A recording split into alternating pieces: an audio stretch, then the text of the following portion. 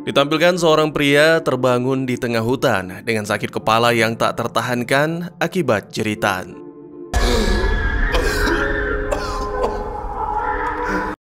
Ya, apa yang sebenarnya terjadi? Selamat datang dan selamat berjumpa kembali bersama saya Teguh Gusto. Bagaimanapun kabar dan dimanapun kalian berada, menjalani hobi memang mengasyikkan, membuat pikiran akan semua beban hidup sejenak teralihkan. Namun jangan sampai keluarga dan orang-orang terkasih dilupakan. Seperti biasa, saya akan menceritakan yang pastinya tentang sebuah film. Dan kali ini berjudul Man vs. Sebuah film yang rilis pada tahun 2015, disutradarai oleh Adam Messi, serta dibintangi oleh para aktor yang tentunya saya belum kenalan. Baik, tidak usah berlama-lama, siapkan semua termasuk kopi tentunya, dan mari kita lanjutkan cerita. Ya, si pria adalah tokoh utama kita, Doug Woods, merupakan pembawa acara reality show yang cukup terkenal. Pada suatu malam, terlihat pria itu sedang mempersiapkan diri untuk melakukan ekspedisi dalam rangka syuting episode terbaru acaranya dengan tema bertahan hidup di hutan. Tiba-tiba saja putri kecilnya, Holly, menyusul ke teras sambil memberi Doug ponsel dengan video yang telah direkam oleh Holly dan istri Doug, Joe. Looks like he's ready to make some TV magic. Okay, let's do this. Long drive ahead. Get over here. It's freezing out here. What are you... Yeah, I wanted to make it a surprise. Well, it is, sweet face. Hey, sorry. When are we gonna say goodbye? I didn't want to wake you guys up.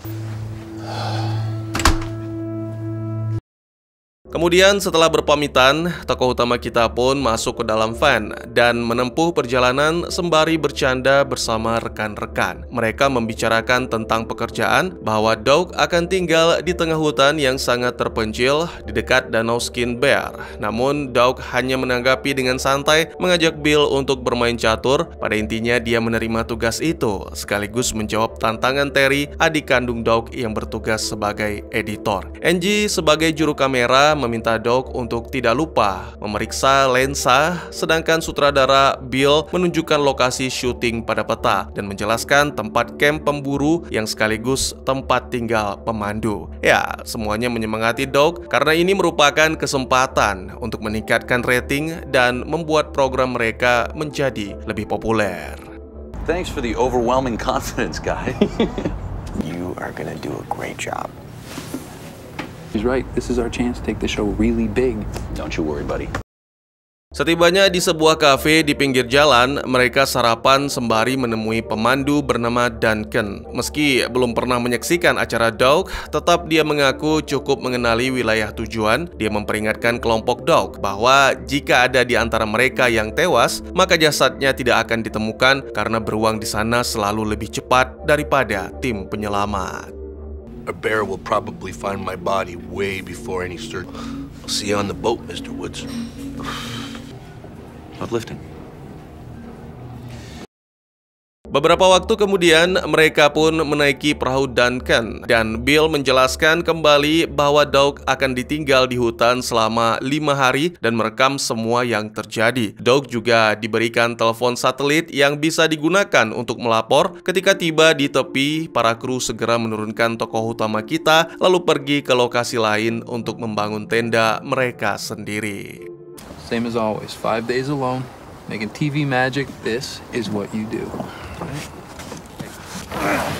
Hey, don't forget, eat something gross.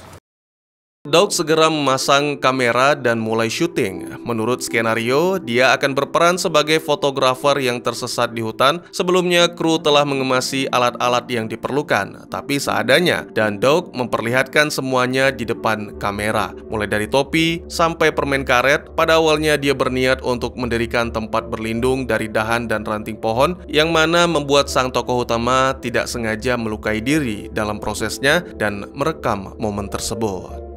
Hi, everyone. Well, here I am. The scenario I'll be playing out is that of an amateur nature photographer who got... See what we got in here. We got a hat, Swiss Army knife, and a stick of gum. As you can see, I've started building my shelter. Ow! Oh! Okay, let's document that. You see that? Meski menyakitkan tapi tidak fatal, jadi setelah membersihkan lukanya, Doug menunjukkan kaleng minuman yang kosong. Kini dia akan memanfaatkannya untuk menyalakan api. Pertama-tama, Doug memoles bagian bawah kaleng, lalu memposisikannya secara tepat agar mengenai sinar matahari, dan voila, Doug merayakan keberhasilannya. Hello there. How to start a fire using a soda can. What you're going to want to do is we place the can in a position.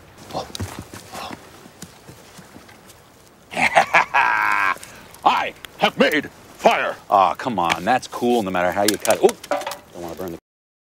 Saat larut, Doug menghubungi rekan-rekan kru, di mana pada momen ini Bill menyombongkan diri karena telah menangkap beberapa ikan dan kini sedang menikmatinya. Ia mengatakan Doug tidak perlu khawatir, lapar yang dirasakan kini akan membuatnya semakin terkenal tidak hanya di Kanada tapi di seluruh dunia. Sebagai respon, Doug melaporkan lokasi campnya dan kemudian segera beristirahat. Beberapa jam kemudian, tokoh utama kita mendengar suara seperti hantaman diikuti dengan getaran yang dirasakan seperti gempa bumi.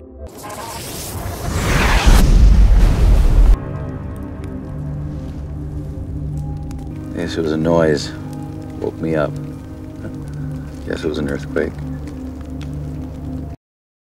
Di pagi hari, Doug menuju danau dan sangat terkejut ketika melihat kondisi seberang seperti terbelah oleh kapak raksasa sehingga memutuskan untuk menyelidiki yang kemungkinan bermanfaat untuk menambah unsur misteri pada acaranya. Selain itu, Doug juga melihat ikan-ikan yang mati, lalu seekor serigala muncul dan menatap langsung ke arah Doug. Doug meyakinkan diri untuk tetap tenang dan menyingkir secara perlahan karena mungkin saja serigala ingin menikmati ikan, tapi dugaan tersebut salah. Look at that, look at that, look. Jesus, maybe that had something to do with the sound I heard last night. From wilderness show to detective show. Follow me. Look at that. Looks like we got a visitor.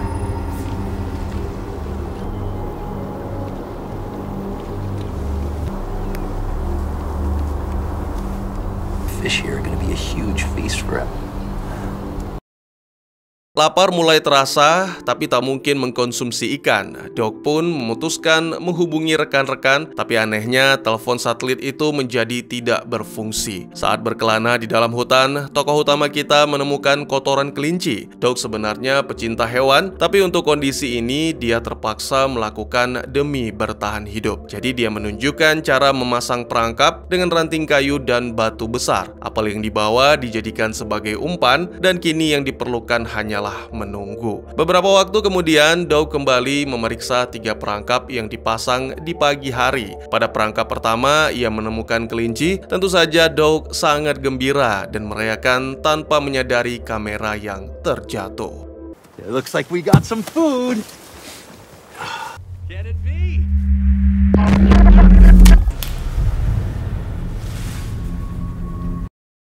Selain itu, Doug juga merasakan bahwa ada sesuatu yang sedang memperhatikan sehingga menambah rasa mencekam di dalam hutan. Pria itu segera melihat ke sekeliling, namun semua tampak sunyi dan tenang. Lantas, siapa yang menjatuhkan kamera?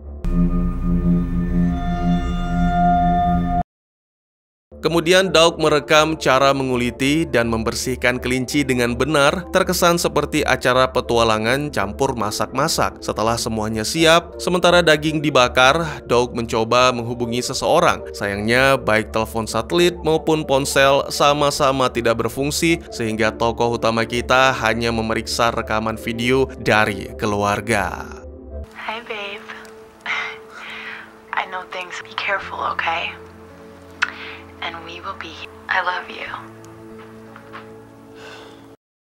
Lagi-lagi Doug merasakan ada yang mengawasi, tapi yakin bahwa itu bukanlah serigala. Karena serigala adalah hewan yang berkelompok, jadi ini lebih mungkin adalah beruang. Namun anehnya, seketika lagi-lagi semua menjadi sunyi, sehingga Doug pun memutuskan untuk menyantap kelinci, lalu menyimpan sisanya untuk besok dengan cara digantung pada pohon, demi menghindari tamu tak diundang.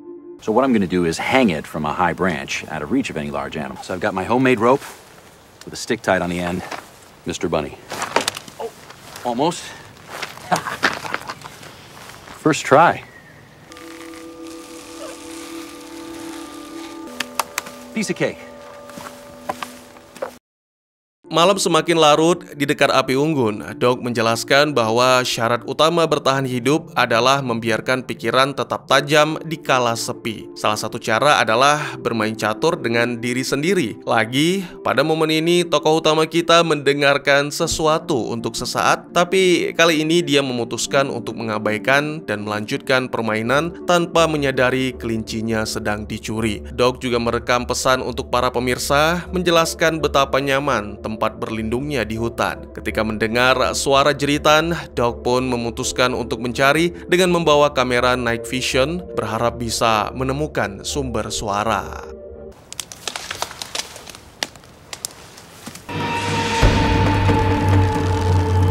No idea what time it is. Guessing it's the middle of the night. I'm actually really happy with this shelter. And the fallen tree, and I'll check in with you guys in the morning.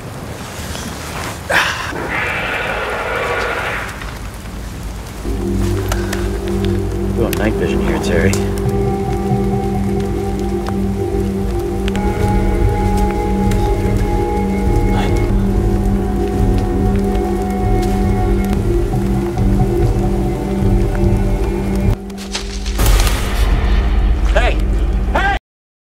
Tak menemukan apapun, Doug kembali ke camp dengan perasaan cemas sehingga tidak bisa tidur semalaman. Pagi harinya, kelelahan dan ngantuk membuat Doug mengeluh di depan kamera, punggungnya sakit, celananya basah, dan dia membenci kondisi seperti ini. Tapi segera mengingat bahwa diri sedang syuting, Doug berusaha sebisa mungkin menenangkan diri. Doug kemudian memulai hari ketiga bertahan hidup dan pergi mengambil kelinci. Doug terkejut ketika mengetahui bangkai hewan itu telah hilang. Ini merupakan pukulan telak bagi Doug karena telah sangat berharap bisa menikmati sarapan yang lezat.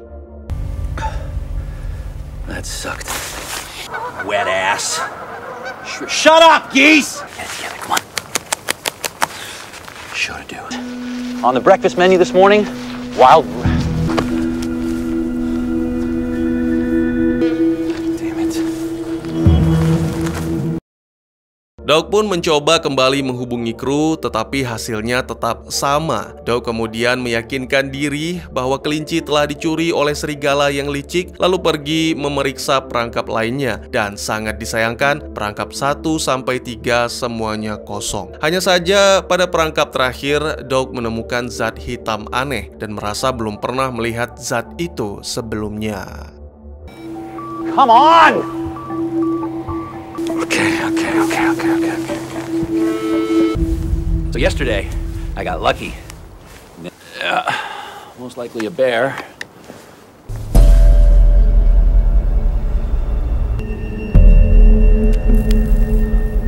Yeah, me neither.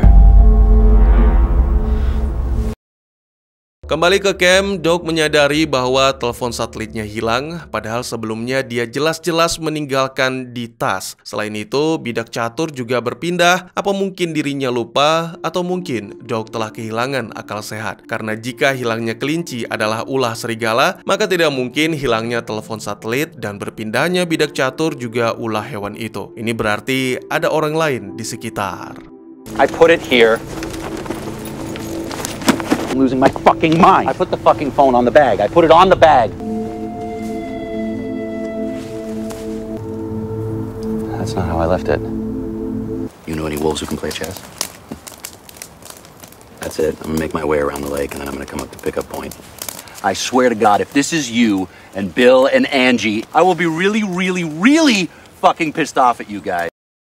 Saat malam tiba, sembari duduk di dekat api unggun, Doug mengakui memuji langkah yang dilakukan dalam catur dan rekan-rekan tidak mungkin melakukan karena tidak terlalu jago dalam permainan tersebut. Doug harus berpikir keras untuk memutuskan langkah selanjutnya. Pagi hari, Doug merekam pesan untuk Terry yang kemungkinan besar perlu diedit. Insting mengatakan bahwa Doug harus pergi sesegera mungkin. Dia bisa menangani beruang, buaya, dan sejenisnya, tapi untuk psikopat itu beda cerita. sehingga pindah ke lokasi tebing adalah solusinya. Namun, tak lupa Doug memfilmkan beberapa peristiwa lagi untuk acaranya, mendesak pemirsa membayangkan tersesat di hutan. Boleh saja percaya pada tim penyelamat, tapi untuk bertahan hidup, kita juga harus mengambil tindakan, seperti salah satunya menemukan area terbuka. I'm gonna ditch my fancy digs here. I'm gonna move out onto the cliff. I'll try and get some footage. So let's assume you've been lost in the woods for several days now, in the dense forest, but out in the wide open.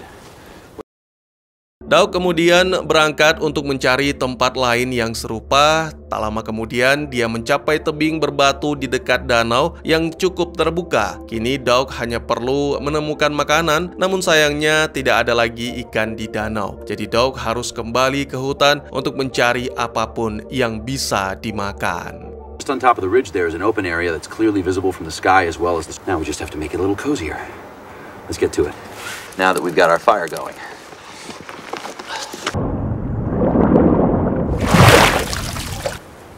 See any fish down there? Tak lama kemudian, alangkah terkejutnya tokoh utama kita ketika menemukan bekas api unggun lengkap dengan kaleng minuman di atasnya. Doug semakin yakin ada psikopat yang berkeliaran di sekitar. Dia juga menemukan telepon satelit yang hilang tapi dalam kondisi sudah dibongkar. Namun apa tujuan melakukan hal itu? Tiba-tiba saja Doug terjatuh ketika mundur sehingga menemukan bangkai hewan yang telah dikuliti. Ketakutan, tokoh utama kita pun memutuskan untuk bersembunyi di bawah batu besar sampai akhirnya menyadari bahwa itu adalah perangkap yang lebih besar, mirip dengan perangkap kelinci yang ia buat. So here I am at the creek, which is not only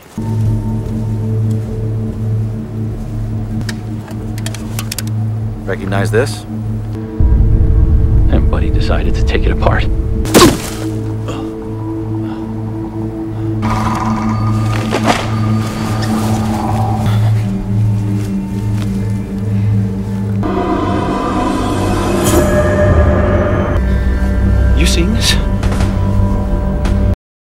Suasana semakin mencekam dan hanya melarikan diri satu-satunya solusi hingga mencapai tebing. Sambil mengatur nafas, Doug melihat bidak catur yang lagi-lagi telah berpindah oleh seseorang misterius. Dengan marah, Doug berteriak dan menantang orang itu agar keluar menunjukkan diri. Sayangnya tak ada jawaban sama sekali.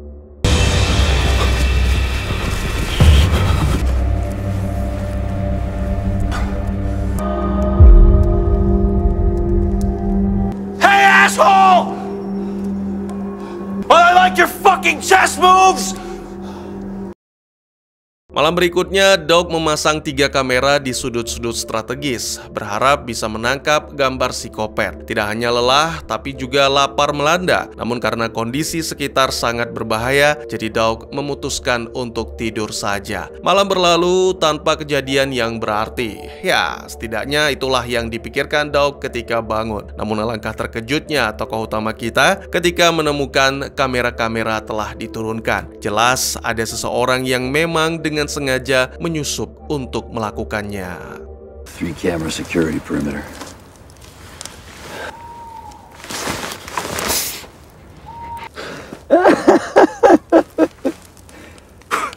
Whose idea was Northern Ontario? Good night.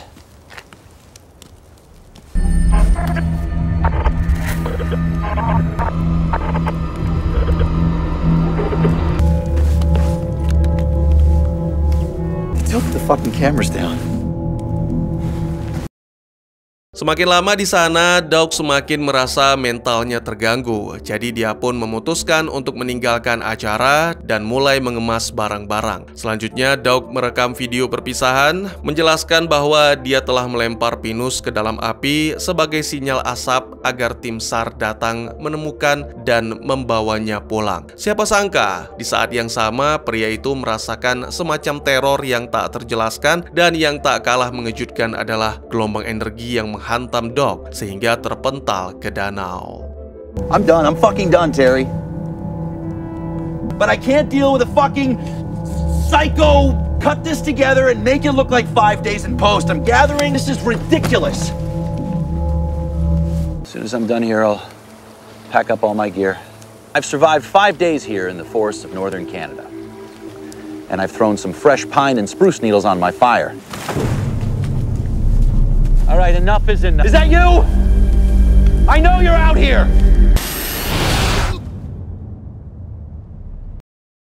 Berenang ke tepi, Doug berusaha menenangkan diri lalu berlari melewati hutan sambil terus-menerus melihat ke belakang seperti dikejar setan sampai akhirnya terjatuh ke dalam lubang. Dalam pandangan yang samar, Doug melihat sosok yang mengintip, tetapi segera tokoh utama kita kehilangan kesadaran. Tak lama kemudian, saat terbangun, Doug memeriksa diri dan hanya menemukan memar. Dengan berpegangan pada batu-batu yang melapisi dinding lubang, dia memanjat lalu berhasil mencapai kamp para kru, tetapi tempat itu ternyata kosong.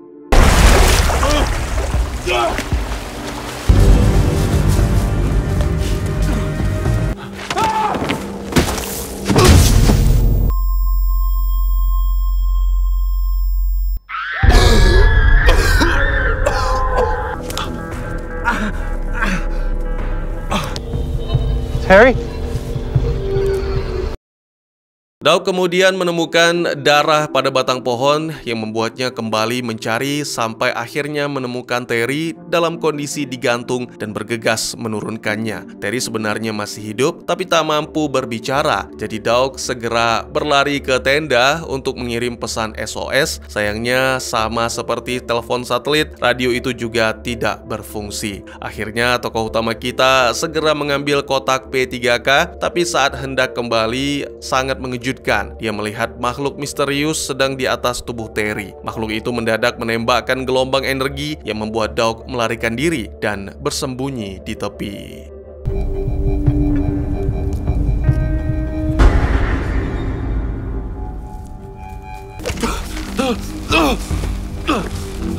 It's me, bro. Here.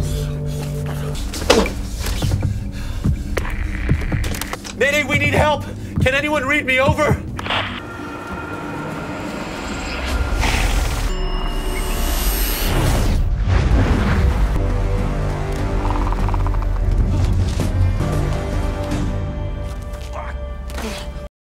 Doug berusaha mengalihkan dengan melempar kotak catur, namun sepertinya itu gagal sehingga Doug menggunakan flashlight untuk menyilaukan. Akibatnya makhluk itu jatuh ke dalam lubang dan Doug segera menjatuhkan batu-batu ke atasnya.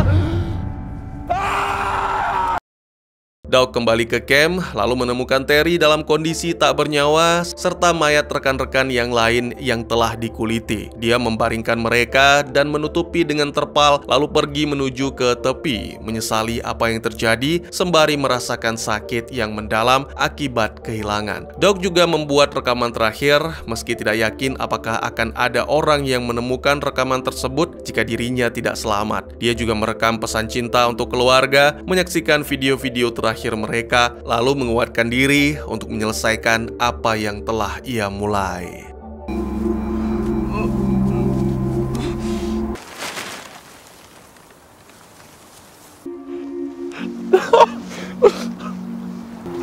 I don't know who I'm filming this for anymore. Maybe someone should know. I'm pretty sure I killed the thing that did it. I love you so much. Video message to Daddy. Take 1. Bravest and the strongest. And that you're coming home. Okay, Doug. How do we get home? Doug kemudian pergi ke camp untuk mengobati luka dan mengamati peta untuk menemukan camp pemburu yang berjarak 20 km dan segera bergegas memulai perjalanan. Beberapa waktu kemudian, tokoh utama kita berhasil menemukan camp tersebut yang sekaligus kabin Duncan yang ternyata kosong. Doug memutuskan untuk menyaksikan berita di televisi di mana pada momen ini diketahui bahwa ternyata seluruh kota-kota besar padat penduduk diinvasi oleh makhluk misterius yang datang dari langit, dan pemerintah mendesak warga untuk bersembunyi demi bertahan hidup.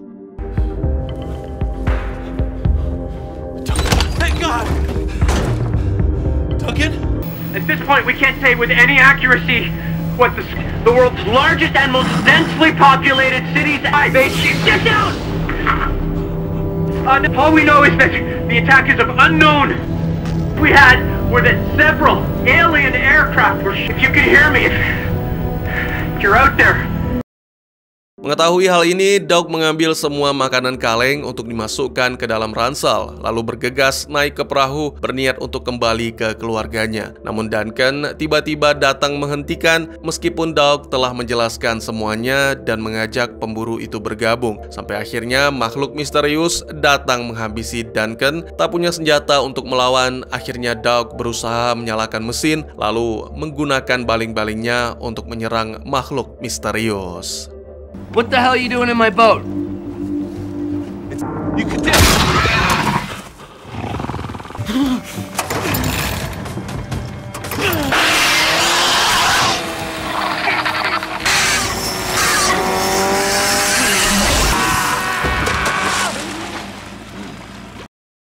Film pun ditutup dengan menampilkan Doug yang bergegas pergi, serta ditampilkan juga langit malam di mana banyak sekali objek asing melintas, melesat cepat menuju ke bumi.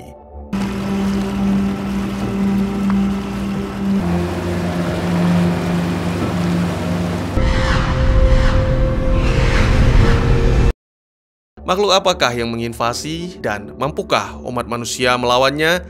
Dan tamat.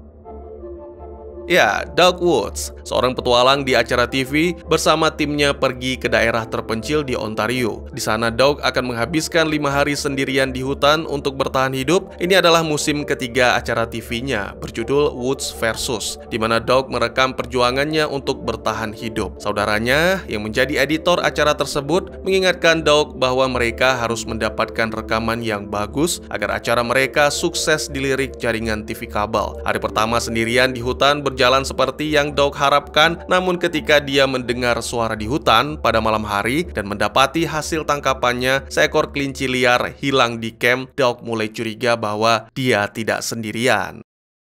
Film thriller survival horror ini mengambil ide karakter seperti Bear Grylls dan menempatkannya dalam pengalaman yang tak terlupakan. Meskipun Doug Woods percaya diri dan berpengalaman dalam seni bertahan hidup seperti membuat api, membuat perangkap kelinci, dan membangun tempat berlindung, ia sama sekali tidak siap menghadapi ancaman apapun. Ketika dia melihat serigala di awal film, saya merasakan bahwa dia belum pernah benar-benar bertemu dengan kawanan predator sebelumnya. Namun, ada sesuatu yang memberi tahu bahwa serigala bukanlah yang seharusnya dikhawatirkan, karena siapapun yang berada di luar sana di hutan terpencil bersama Doug tahu cara bermain catur. Awalnya Doug terkesan sedikit menyebalkan dan egois. Istrinya tampak tidak senang karena Doug sering pergi meninggalkan keluarga. Tapi Doug tetap pergi, bahkan secara diam-diam. Saat kita menyaksikan Doug di hutan, kita jadi lebih mengenalnya dan dia menjadi lebih disukai saat berusaha merekam aktivitas bertahan hidup selama 5 hari. Sebagai penonton, saya ikut merasakan ketakutan yang dirasakan Doug akan hal yang tidak diketahui, mengganggu dan mencuri makanan Doug di malam hari. Ditambah tidak ada cara menghubungi kru dan semua keterampilan bertahan hidupnya yang digagalkan, peluang Doug untuk bertahan hidup dengan cepat menjadi tipis, terutama dengan adanya yang lebih cerdas di luar sana yang tampaknya telah menjadikan Doug mangsa. Pada akhirnya saya melihat film ini sebagai sebuah ide yang menarik dan dieksekusi dengan cukup baik. Film ini berhasil membuat saya tetap tertarik meski terkadang terasa sedikit stagnan, tetapi itu wajar melihat latar dan materi subjeknya. Menggunakan CGI untuk memajukan plot dilakukan dengan cukup baik mengingat anggaran yang terbatas dan berhasil menciptakan ketegangan dan ketakutan yang diinginkan penonton.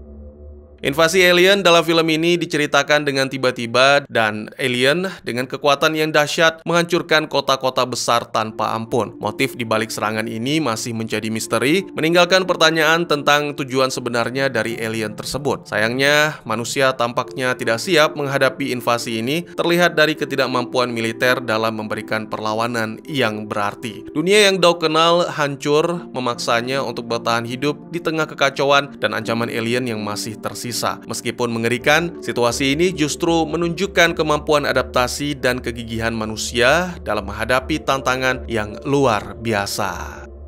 Melalui perjuangan Doug, kita diingatkan bahwa bertahan hidup tidak hanya mengandalkan kemampuan fisik, tapi juga kekuatan mental. Film ini juga menyentil posisi manusia di alam semesta. Terkadang kita harus menghadapi kekuatan yang lebih besar dari diri kita. Di tengah teror, Doug tetap tegar karena cintanya pada keluarga menunjukkan betapa pentingnya kasih sayang dalam menghadapi kesulitan. Film ini mengajak kita untuk menghargai alam, bersiap menghadapi yang tak terduga, dan selalu mencintai mereka yang terkasih. Bagaimana menurut kalian?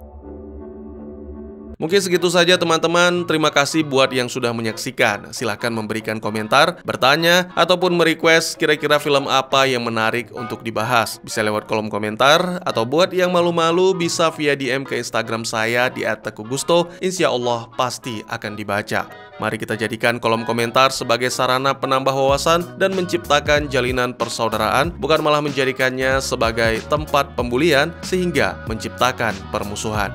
Jangan lupa untuk dukung terus channel ini dengan cara share, like, dan subscribe, karena dukungan dari kalian sangat berharga bagi saya demi perkembangan channel ini. Saya Gusto, sampai jumpa di video selanjutnya. Tetap semangat, tetap bersyukur setiap hari. Dadah!